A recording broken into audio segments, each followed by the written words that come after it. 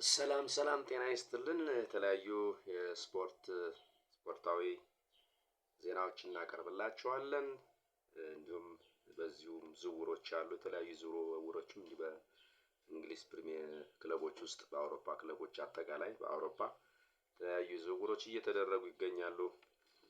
እንግዲህ ከዓለም ዋንጫው በፊት እነዚህ ዝውውሮችን ወደ እናንተ በማቅረብ እንጠመዳለን ማለት ነው። የዓለም ዋንጫውም እንግዲህ አንድ 5-6 ቀን ነው የቀረው ሊጀመር። እንግዲህ ከዛ በፊት ዝውውሮችን እናቀርብላችኋለን ማለት ነው። ጤና ይስጥልን፣ እንደምን አደራችሁ አድማጭ ተመልካቾቻችን። ማንቸስተር ዩናይትድን የተመለከተ የዝውውር ዜናዎች ይኖሩናል። በቼልሲም ቤት ምን የዝውውር ዜናዎች አሉን ማለት ነው። ሊቨርፑልን እንደዚሁ እናያለን። በተወሰነ ደረጃ ብዙም ዝውውሮች በዚህ ሁኔታ ባይኖሩም እነሱንም እንመለከታቸዋለን። ሪያል ማድሪድን፣ አርሰናልን እና እንዲሁም ባየር ሙኒክን የመሳሰሉ ክለቦች የሚያደርጓቸውን ዝውውሮች አሁን ከቀጣይ ሲዝን በፊት የሚደረጉ ዝውውሮችን እናቀርብላችኋለን። ላይክ፣ ሼር፣ ሰብስክራይብ እያደረጋችሁ ፕሮግራማችንን ተከታተሉን። በቅድሚያ ማንቸስተር ዩናይትድን ስንመለከት እንግዲህ በማይክል ካሪክ ስር እየተመራ ይህ ቡድን ይህ ክለብ የቀያይ ሰይጣኖቹ ማንቸስተር ዩናይትድ ማለት ነው ቀጣይ ሲዝን እንግዲህ አስፈሪ ሆነው ለመቅረብ እየሞከሩ ይገኛሉ። የተለያዩ ተጫዋቾችን ወደ ክለባቸው ለማዘዋወር በጥረት ላይ ይገኛሉ። ዘ ታይምስ ጋዜጣ እንደገለጸልን እና አትሌቲክስም እንዲሁ ይህንን ሀሳብ ደግፎ እንደገለጸው ከሆነ ወደ ማንቸስተር ዩናይትድ ይቀላቀላሉ ተብለው እየተወራላቸው የሚገኙት ተጫዋቾች ማቲያስ ፈርናንዴዝን፣ ሳንድሮ ቶናሌን፣ ካርሎስ ባሌባ፣ ቹዋሚኒ እንደዚሁም ሌሎችም የእግር ኳስ ተጫዋቾች አሉ። እነዚህን ተጫዋቾች እንግዲህ በቀጣይ በክረምት ወር ወደ ክለቡ ለማዘዋወር ከፍተኛ ጥረት እየተደረገ ይገኛል በማንቸስተር ዩናይትድ በኩል። ካሪክ እንግዲህ እነዚህ ስራዎችን ከሰራ ቀጣይ የሚገርም ቡድን ሆኖ ቀርቦ ተወዳዳሪነቱን ያጠናክራል ማለት ነው። ሌላው እንግዲህ በማንቸስተር ዩናይትድ ውስጥ የመጀመሪያው ፈራሚ ሆኗል። እንግዲህ ፊርማውን አረጋግጧል። እሱም ከአትላንታ ያመጡት ብራዚላዊው ድንቅ የመሃል ተጫዋች ኤደርሰን ነው። ኤደርሰን እንግዲህ በ38.9 ሚሊዮን ፓውንድ ማንቸስተር ዩናይትድን ተቀላቅሏል ማለት ነው። ይሄ ደግሞ እርግጠኛ ሆኗል። ነገር ግን የማንቸስተር ዩናይትድ ደጋፊዎች ብዙም በዚህ ዝውውር ደስተኞች አይደሉም የሚሉ አንዳንድ ዘገባዎች እያነሱ ይገኛሉ። እንግዲህ ደጋፊው ብዙም አልተደሰተም በዚህ ዝውውር።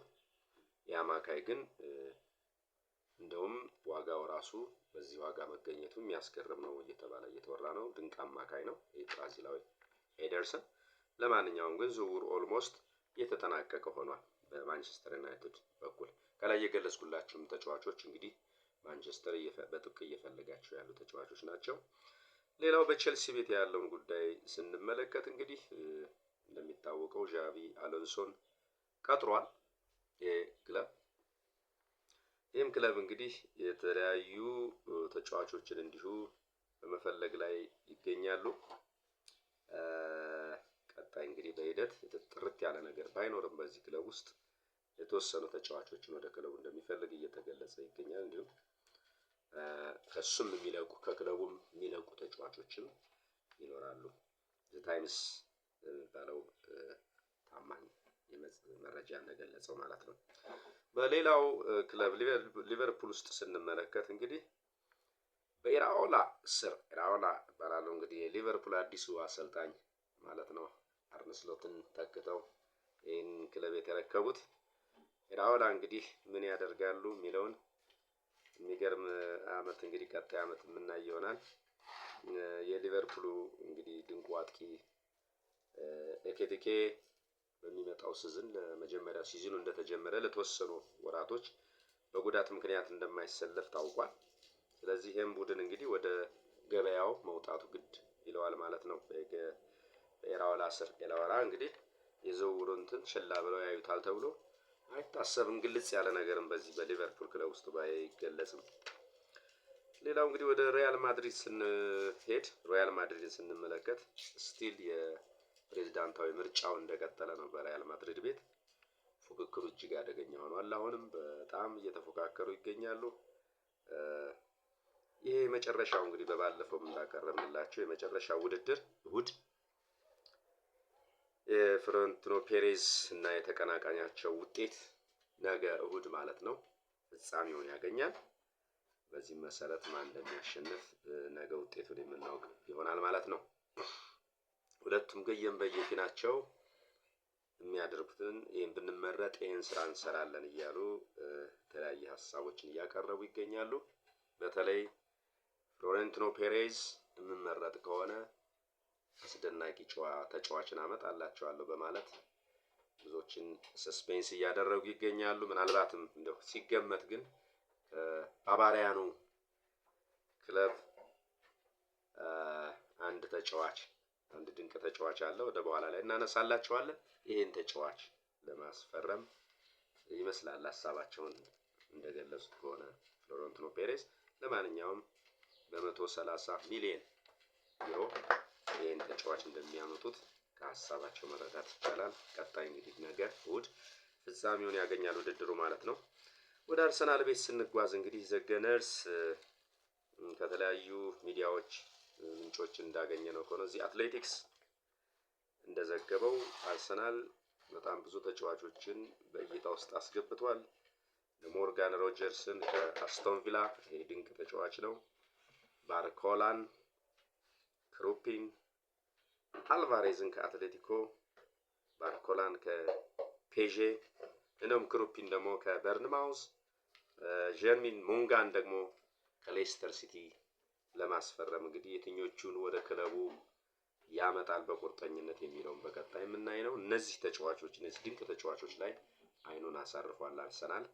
አርቴታ እንግዲህ ከቴክኒክ ባለሙያው ጋር ሆኖ የትኛውን ተጫዋች ያስፈርማል የሚለውን በቀጣይ የምናይ ይሆናል ማለት ነው። ሊያው የሚባል አንድ የኤሲ ሚላን ተጫዋች አርሰናል ቢያስፈርመኝ ደስታውን አልችለውም፣ ስለዚህ አርሰናል ሊያስፈርመኝ ይገባል በማለት ሀሳቡን በመስጠት ላይ ይገኛል። የተጫዋች ወደ አርሰናል መምጣት እጅግ ህልሙ እንደሆነ እየገለጸ ይገኛል። ኤነሪኬ ሪኬልሜና እንግዲህ ፍሎሬንቲኖ ፔሬዝ ቅድም እንዳነሳውላችሁ እነዚህ የሪያል ማድሪድ ፕሬዝዳንቶች የክለቡ ፕሬዝዳንቶች ውድድራቸውን ፉክክራቸውን እያደረጉ ይገኛሉ። ፔሬዝ ምንድነው ያሉት?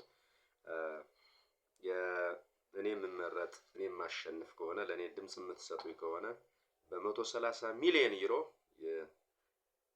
ከባቫሪያኑ ክለብ እጅግ አስደናቂ የሚያስገርም ተጫዋች አመጣላችኋለሁ፣ አቀርብላችኋለሁ በማለት ቃል እየገቡ ይገኛሉ። በነገራችን ላይ ይህ ተጫዋች እንግዲህ ማይክል ኦሊሴ ነው የሚል የብዙዎች ግምታ እዛ ላይ በጣም ድንቅ የሆነ ተጫዋች ነው ማይክል ኦሊሴ። 130 ሚሊዮን ዩሮ እያሉ ነው እንግዲህ እሳቸው እሱን ነው የሚል ብዙ ዘገባዎች እየወጡ ይገኛሉ። ማይክል ኦሊሴን አመጣለሁ የሚል ቃል ገብተዋል ማለት ነው። በተቃራኒው ደግሞ ተቀናቃኛቸው ኤነሪኬ ሪኬልሜ ሃላንድን፣ ሮድሪን፣ ራውልን እነዚህም ድንቅ ከዋክብቶችን እኔ ማሸነፍ የምመረጥ ከሆነ ወደ ክለቡ አመጣለሁ እያሉ ከሆዲሁ ቃል እየገቡ ይገኛሉ። ውጤቱን እንግዲህ በነገው ዕለት ማን እንደሚያሸንፍ የምናየው ይሆናል። ሌላ ወደ ባቫሪያኑ ባየር ሙኒክ ቤት ስንጓዝ 200 ሚሊዮን አይደለም 130 እና 150 200 ሚሊዮን እንኳን ዩሮ ቢከፈለን እንኳን ማይክል ኦሊሴን አሳልፈን ለማንም አንሰጥም እያሉ ሀሳባቸውን እየገለጹ ይገኛሉ። ባቫሪያኑ እንግዲህ በዚህ ተጫዋች በጣም ያደንቁታል፣ ይወዱታል። በእርግጥም አሳልፈው ይሰጣሉ ማለት ሞኝነት ነው። በቻምፒየንስ ሊግ የሚያደርጋቸውን ጥበቦች፣ አብዶች፣ ቴክኒኮች እያየን ነበር። እጅግ ደስ የሚል እጅግ የሚገርም ተጫዋች ነው። በቀላሉ ለሌሎች አሳልፈው ይሰጣሉ ተብሎ አይታሰብም። በቀጣይ ምን እንደሚሆን እንግዲህ ከዓለም ዋንጫው በፊት አንዳንድ ዝውውሮችን እርግጠኛ ሆነን ልናውቅ እንችላለን ማለት ነው። አንድ የዜና